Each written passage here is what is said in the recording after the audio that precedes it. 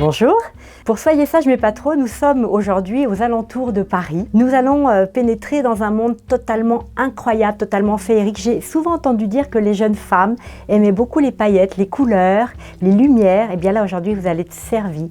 Nous allons rencontrer Emmanuelle Ribojade, qui est une artiste plasticienne de 29 ans seulement. Elle est française, elle est connue dans le monde entier. Et vous allez voir, elle nous ouvre ses portes, les portes de son atelier. C'est juste magique. Regardez, c'est waouh! Bonjour, bienvenue. En fait, mon beau-père est collectionneur d'art et il m'a traîné dans toutes les galeries. Un jour, on avait fait une foire ensemble. Il n'y avait plus de place sur les murs pour acheter la toile sur laquelle il avait craqué. Et donc, j'ai fait une petite table pour mettre l'œuvre qu'il avait aimée. J'ai mis du miroir en fond, etc. Du coup, j'ai un peu joué avec et en fait, après, ça s'est pas trop arrêté. Je me suis dit, peut-être je suis capable de faire autre chose et on peut être capable de faire ce qu'on veut. L'idée de mettre une œuvre dans une table, j'avais 20 ans, 21 ans. J'avais pas d'aspiration. Je savais que je réussirais parce que je suis une battante. C'est un jeu de réflexion. C'est un procédé qui existe depuis 60 ans. Je l'ai revisité. À part, non, même pas, les LED sont faites ailleurs, mais assemblées ici. C'est très important pour moi. Les gens restaient vachement plus chez eux puisqu'ils regardent mes tableaux. Donc du coup, ils consomment moins, ils prennent moins leur voiture. Ça, c'est pour la petite nature humoristique. Mais sinon, les LED, ça consomme pas non plus. Et les gens les gardent à vie, donc a priori. J'espère. J'aime bien les trucs grands. Mais je fais des trucs en petit aussi. Je fais des toutes petites box. C'est pour que mes clients qui ont des petits appartements, ils aient un petit truc de moi.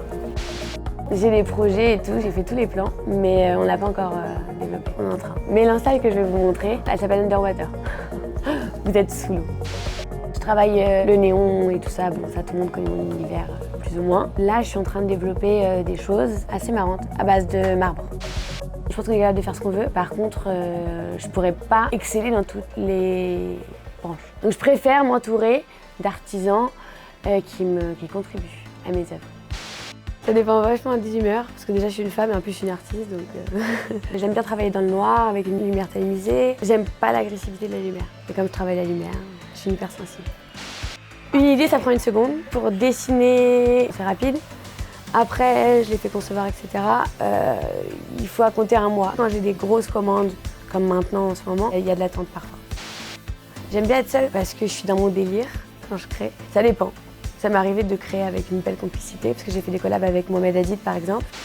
Il était venu pour voir mon œil. On nous a présenté par un ami commun et on a tout de suite accroché. Mohamed, c'est mon ami. Là, on est potes, donc c'est pas pareil, c'est un grand kiff. Je suis pas impressionnée par ce monde-là.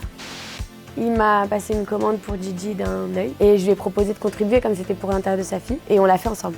C'est comme ça que ça a commencé. On a fait de la calligraphie arabe, on a fait plein de choses ensemble. Et on a des projets ensemble aussi. J'ai des gros projets avec Universal Music. On avait des surprises assez cool et ça va être un tout petit peu retardé pour l'Olympia, mais c'est en cours. Et j'ai de très gros projets de scénographie dans la musique assez sympas. Vous en saurez plus très bientôt.